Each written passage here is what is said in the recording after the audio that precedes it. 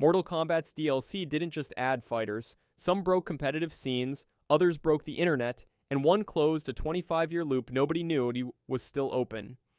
Let's break this down. Skarlet debuted as DLC in Mortal Kombat 9 in 2011. She was a blood magic fighter with fast normals, a teleport that punished projectiles, and a blood ball that cost 7% of her own health to throw, but hit harder than almost anything in the game. The community received her well. She was a legitimate addition with a genuine toolkit. But that's not why she matters. Before Skarlet existed as a real character, she existed as a rumor.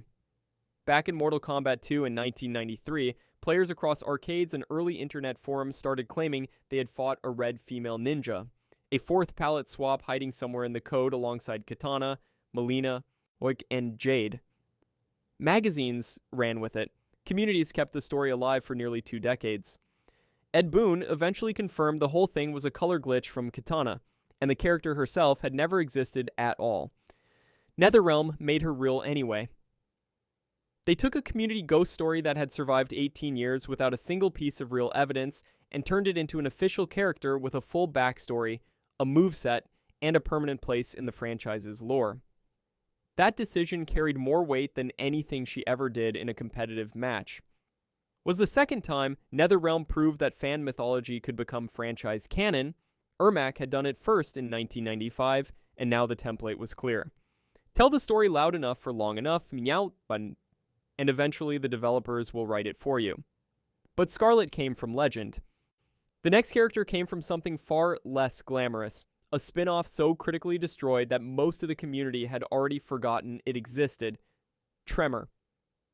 Appeared in Mortal Kombat Special Forces in 2000 as a mid-game boss. That's it. Special Forces is one of the most widely criticized games in the franchise's history. A third-person action spin-off that was broken, reviewed terribly, and disappeared within months. Was a brown-clad Earth ninja who showed up for a single boss encounter and had no story, no personality, and no reason to be remembered. The community remembered him anyway. Part of what kept him alive was an accident. His bio had been incorrectly printed in the Mortal Kombat Trilogy instruction manual under Rain's character entry, which convinced a portion of fans he had been cut from the main roster at some point. Combined with his brief appearance in Special Forces, a persistent cult following built around him on forums and fan sites for years, he showed up in MK9's PS Vita Challenge Tower in 2011 as an unlockable opponent, not playable, not on the main roster, just present enough to remind the community he still existed somewhere. Then the petition got loud enough that Ed Boon acknowledged it publicly with a single tweet, just the number 10, and the community understood what was coming. Became full DLC in Mortal Kombat X in 2015, 3 complete variations, Aftershock for seismic ground control, Metallic for grapple-heavy punishment setups, Crystalline for defensive play built around stone constructs. A fully realized fighter built from almost nothing. 19 years between his first appearance and his first playable spot on a main roster. No character in fighting game history has served a longer sentence between debut and legitimacy, but at least Tremor had years of fan noise working in his favor. The next character arrived from a completely different universe and felt immediately like he had always belonged. Jason Voorhees. Freddy Krueger had come first.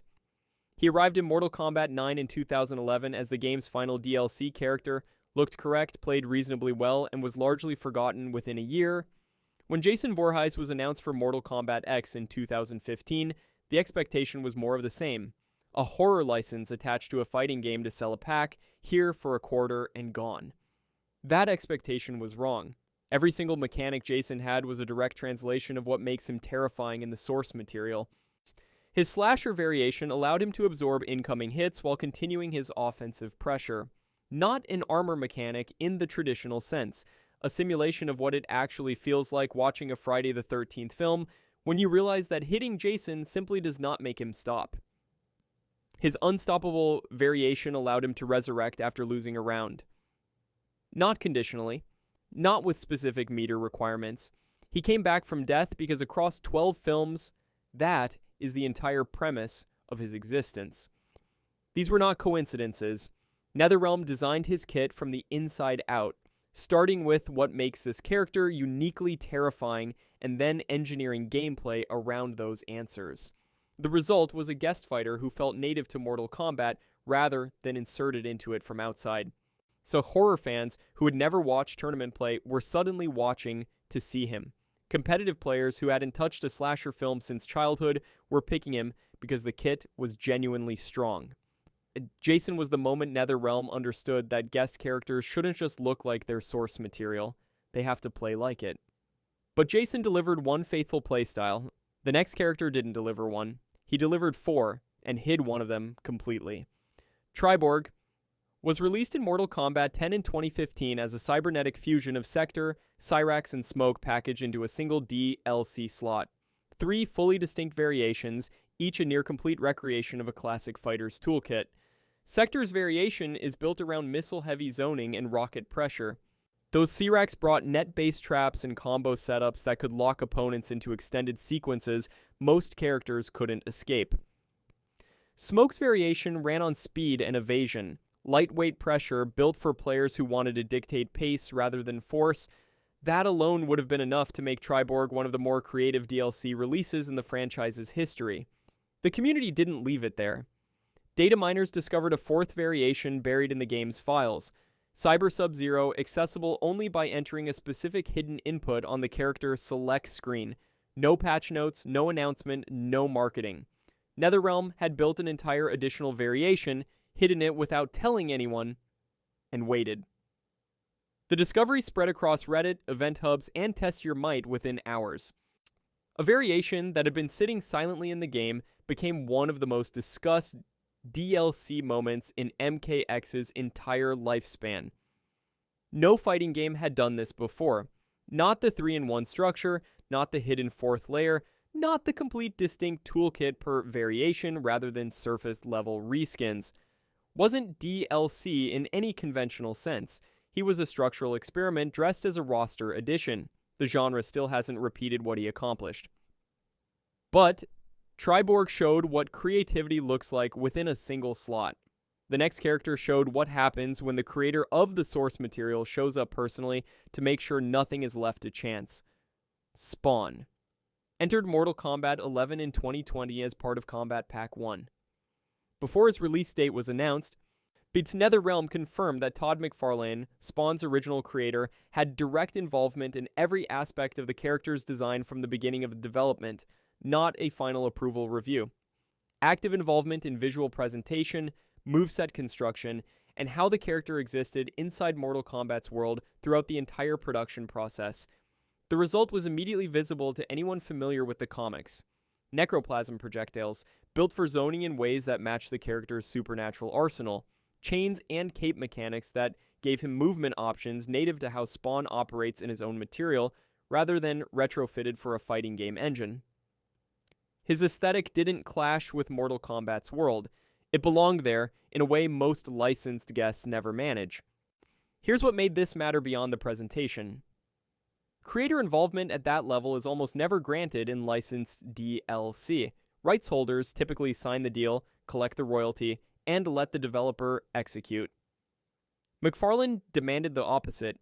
He treated Spawn's appearance in MK11 the same way he treats every Spawn product, as something that had to meet his standard for the character before it could be released. The competitive community noticed, held his position in MK11's meta for months after launch, which meant players were watching him in tournament context long after most DLC editions faded. Every time they did, they were watching a character built to the exact standard of its source material. That's what creator involvement looks like when it isn't handed off. But the next character wasn't brought back by the creator. She was brought back by a community that spent over a year refusing to accept her absence. Mileena had appeared in every main series Mortal Kombat game since MK2 in 1993. When MK11 launched in April 2019, without her on the base roster, the community's response wasn't disappointment, it was a campaign. The hashtag Mileena4MK11 trended multiple times across social media. Dedicated Reddit threads documented every developer interaction searching for hints. Petitions ran for months. Event Hub's community polls consistently placed her as the most demanded absent character by margins that weren't close. When Ed Boon appeared at panels or live streams, the question surfaced regardless of what the event was supposed to be about. The community did not move on, and they made certain NetherRealm knew it every single week. When she was finally announced as DLC in September 2020, the reaction was disproportionate to what a fighting game DLC reveal typically produces. Players weren't just celebrating a favorite character returning, they were celebrating the fact that sustained pressure had worked. But here's what elevated it beyond a victory lap. NetherRealm didn't give the community a compromise. They built her return around exactly what had made her dangerous in previous games, say pressure, teleport mix-ups, close-range aggression that punished opponents for respecting her space. Her intro dialogue with D'Vorah directly addressed the MKX murder that had made fans furious for 5 years, with Mileena threatening revenge across nearly every dialogue variation.